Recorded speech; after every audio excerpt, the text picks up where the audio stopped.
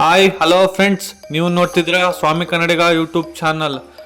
ನನ್ನ ಚಾನಲ್ ಇದೆ, first time ನೋಡ್ತಿದ್ರೆ ಸಬ್ಸ್ಕ್ರೈಬ್ ಮಾಡ್ಕೊಳ್ಳಿ, ಹಾಗೆ ಬೆಲ್ ಐಕನ್ ಕ್ಲಿಕ್ ಮಾಡಿ. ನೆಕ್ಸ್ಟು ನಾನು ಹಾಕೋ ವಿಡಿಯೋ ನೋಟಿಫಿಕೇಷನಾಗಿ ಬರುತ್ತೆ, ಎಲ್ಲ ಸಪೋರ್ಟ್ ಮಾಡಿ. ಇವತ್ತು ಮಾಡಿರೋದು ಆರ್ ಕುಕಿಂಗ್ ಸ್ಪೆಷಲ್ ರವೆ ಇಡ್ಲಿ. ಇದು ತುಂಬ ಸುಲಭವಾಗಿ ಮಾಡ್ಕೋಬೋದು, ತುಂಬ ಚೆನ್ನಾಗಿರ್ತದೆ ತಿನ್ನೋಕ್ಕೆ. ವಯಸ್ಸಾಗಿರೋರಿಗೆಲ್ಲ ತುಂಬ ಚೆನ್ನಾಗಿರ್ತದೆ, ತುಂಬ ಇಷ್ಟ ಆಗುತ್ತೆ. ನಾ ಹೇಳೋ ಮೆಥಡಲ್ಲಿ ಮಾಡಿ, ತುಂಬ ಸಾಫ್ಟಿಯಾಗಿ ಚೆನ್ನಾಗಿರ್ತದೆ. ಬನ್ನಿ ನೋಡ್ಕೊಂಡು ಬರೋಣ. ಒಂದು ಬಾಣಲಿಗೆ ಸ್ವಲ್ಪ ಆಯಿಲು, ಹಂಗೆ ಸ್ವಲ್ಪ ಸಾಸಿವೆ ಕಾಳು ಹಾಕೊಳ್ಳಿ. ರವೆ ಹುರ್ಕೊಳ್ಬೇಕು, ಅದಕ್ಕೆ ಸ್ವಲ್ಪ ಕಡಲೆಬೇಳೆ ಹಾಕೊಳ್ಳಿ. ಕಡಲೆಬೇಳೆ ಸಾಸಿವೆ ಕಾಳು ಚೆನ್ನಾಗಿ ಫ್ರೈ ಆದಮೇಲೆ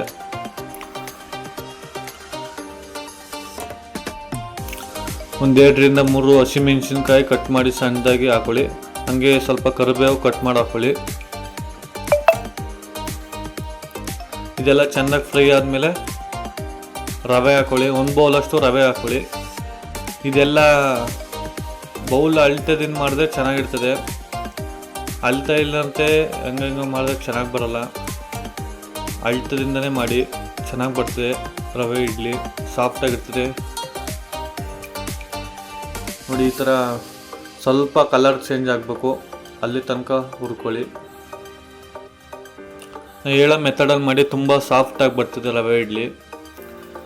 ಈ ಥರ ಎಲ್ಲ ಚೆಂದಾಗಿ ಫ್ರೈ ಮಾಡಿಕೊಂಡು ಲಾಸ್ಟಲ್ಲಿ ಸ್ವಲ್ಪ ಸಬ್ಸಿಗೆ ಸೊಪ್ಪು ಹಾಕ್ಬಿಟ್ಟು, ಸ್ಟವ್ ಆಫ್ ಮಾಡಿದ್ಮೇಲೆ ಸ್ವಲ್ಪ ಸಬ್ಸಿಗೆ ಸೊಪ್ಪು ಹಾಕಬೇಕು. ನೋಡಿ, ಈಗ ಸಬ್ಸಿಗೆ ಸೊಪ್ಪು ಹಾಕ್ಬಿಟ್ಟು ಇದೊಂದು 10 ನಿಮಿಷ ಆರಬೇಕು. ಆರಿದ್ಮೇಲೆ ಕಲಿಸ್ಕೊಳ್ಬೇಕು, ಬಿಸಿಲೇ ಕಲಿಸ್ಬಾರ್ದು. ಇದು ಹೋಟೆಲ್ ಸ್ಟೈಲ್ ರವೆ ಇಡ್ಲಿ. ನೋಡಿ, ನಾವು ತಗೊಂಡಿರೋ ರವೆಯಲ್ಲಿ ಅದೇ ಕಪ್ಪಲ್ಲಿ 1 ಕಪ್ ಅಷ್ಟು ಮೊಸರು ಹಾಕೊಳ್ಳಿ. ಇದು ಬಂದು ಉಪ್ಪಿಟ್ಟು ರವೆ, ಮೀಡಿಯಮ್ ರವೆ. ಇದು ಸ್ವಲ್ಪ ಸೋಡಾ ಹಾಕೊಳ್ಳಿ, ಒಂದು 1/4 ಟೀ ಸ್ಪೂನ್ ಅಷ್ಟು ಸೋಡಾ ಹಾಕೊಳ್ಳಿ, ಜಾಸ್ತಿ ಏನು ಹಾಕಬಿಡಿ.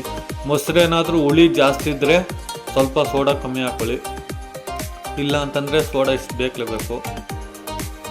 ಸೋಡಾ ಹಾಕ್ಲಿಲ್ಲ ಅಂತಂದರೆ ಆರೋಡಾಗೋಯ್ತದೆ ರವೆ ಇಡ್ಲಿ. ನೋಡಿ, ಈ ಥರ ಚೆಂದಾಗಿ ಮಿಕ್ಸ್ ಮಾಡ್ಕೋಬೇಕು. ಇದಕ್ಕೆ ಕ್ಯಾರೆಟ್ ಗಿರೇಟ್ ಎಲ್ಲ ಹಾಕ್ಬಿಡಿ. ಹಂಗೆ ಸ್ವಲ್ಪ ಅರ್ಧ ಬೌಲಷ್ಟು ನೀರು ಹಾಕೊಂಡು ಮಿಕ್ಸ್ ಮಾಡ್ಕೊಳ್ಳಿ. 1 ಕಪ್ಪು ರವೆಗೆ 1 ಕಪ್ಪಷ್ಟು ಮೊಸರು, ಅರ್ಧ ಬೌಲಷ್ಟು ನೀರು ಬೇಕು. ಪರ್ಫೆಕ್ಟಾಗಿ ಆಗುತ್ತೆ. ನೋಡಿ, ಈ ಲೆವೆಲ್ಗೆ ಬಂದರೆ ಸಾಕು. ರವೆ ಇಡ್ಲಿ ಏನಿದ್ರು ಮೀಡಿಯಮ್ ರವೆಲೆ ಮಾಡಿ, ಉಪ್ಪಿಟ್ಟು ರವೆಲಿ. ಬೇರೆ ರವೆ ಹಾಕಿದ್ರೆ ಚೆನ್ನಾಗಿರೋಕ್ಕಿಲ್ಲ. ಒಂದು ಅರ್ಧ ಸ್ಪೂನ್ ಅಷ್ಟು ಉಪ್ಪು ಹಾಕೊಳ್ಳಿ.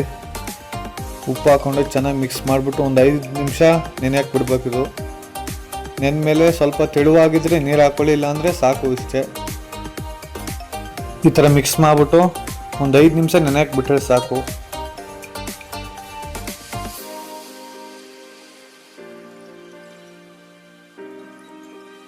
ಇದು ಒಂದು 5 ನಿಮಿಷ ಆಗಿದೆ. ಇಡ್ಲಿ ಹಾಕೋಬೇಕು ನೆಕ್ಸ್ಟು. ನೋಡಿ, ಇದು ಕ್ಯಾರೆಟು, ಕೊತ್ತಂಬರಿ ಸೊಪ್ಪೆಲ್ಲ ಕಟ್ ಮಾಡಿ ಹಾಕ್ಕೊಂಡಿದ್ದೀನಿ. ಟೊಮೊಟೊ ಸಣ್ಣದಾಗಿ ಸ್ಲೈಸಾಗಿ ಕಟ್ ಮಾಡಿ ಹಾಕ್ಕೊಂಡಿದ್ದೀನಿ.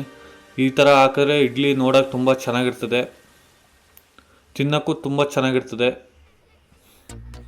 ನಿಮ್ಮ ಮನೇಲಿ ಒಂದ್ಸಲ ಟ್ರೈ ಮಾಡಿ, ನಿಮ್ಮ ಫ್ರೆಂಡ್ಸ್ ಆ್ಯಂಡ್ ಫ್ಯಾಮಿಲಿಗೆ ಶೇರ್ ಮಾಡಿ, ಸಪೋರ್ಟ್ ಮಾಡಿ. ಇನ್ನೂ ಒಳ್ಳೊಳ್ಳೆ ರೆಸಿಪಿಗಳು ಬರ್ತಿರ್ತವೆ.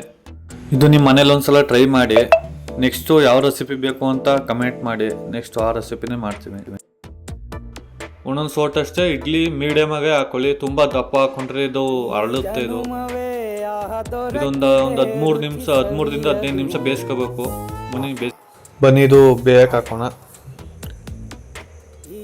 ನೋಡಿ, ಯಾವ ಥರ ಬಂದಿದೆ, ತುಂಬ ಚೆನ್ನಾಗಿ ಬಂದಿದೆ ಇಡ್ಲಿ. ನೀವು ಇನ್ನೂ ದಪ್ಪ ಹಾಕೊಂಡ್ರೆ ಇನ್ನೂ ಫುಲ್ ಅರಳುತ್ತೆ, ಸಾಕು. ಈ ಥರ ಹಾಕೊಂಡ್ರೆ ನೋಡಿ, ತುಂಬ ಸಾಫ್ಟಾಗಿ ಬಂದಿದೆ ಇಡ್ಲಿ. ನೋಡಿ, ಟೊಮೊಟೊ ಕ್ಯಾರೆಟ್ ಎಲ್ಲ ತುಂಬ ಲುಕ್ಕಾಗಿ ಕಾಣ್ತಿದೆ. ಸೇಮು ಹೋಟೆಲಲ್ಲಿ ಯಾವ ಥರ ಇರ್ತದೆ ಅದೇ ಥರ ಐತೆ. ನೀವು ಮನೇಲಿ ಒಂದ್ಸಲ ಟ್ರೈ ಮಾಡಿ, ನಿಮ್ಮ ಫ್ರೆಂಡ್ಸ್ ಆ್ಯಂಡ್ ಫ್ಯಾಮಿಲಿಗೆ ಶೇರ್ ಮಾಡಿ. ನೆಕ್ಸ್ಟು ಯಾವ ರೆಸಿಪಿ ಬೇಕು ಅಂತ ಕಮೆಂಟ್ ಮಾಡಿ. ನೀವು ಮನೇಲಿ ಒಂದ್ಸಲ ಟ್ರೈ ಮಾಡಿ, ಯಾವ ಥರ ಬಂತು ಅಂತ ಕಮೆಂಟ್ ಮಾಡಿ. ಓಕೆ ಫ್ರೆಂಡ್ಸ್, ಬಾಯ್. ನೆಕ್ಸ್ಟ್ ವಿಡಿಯೋದಲ್ಲಿ ಸಿಗೋಣ.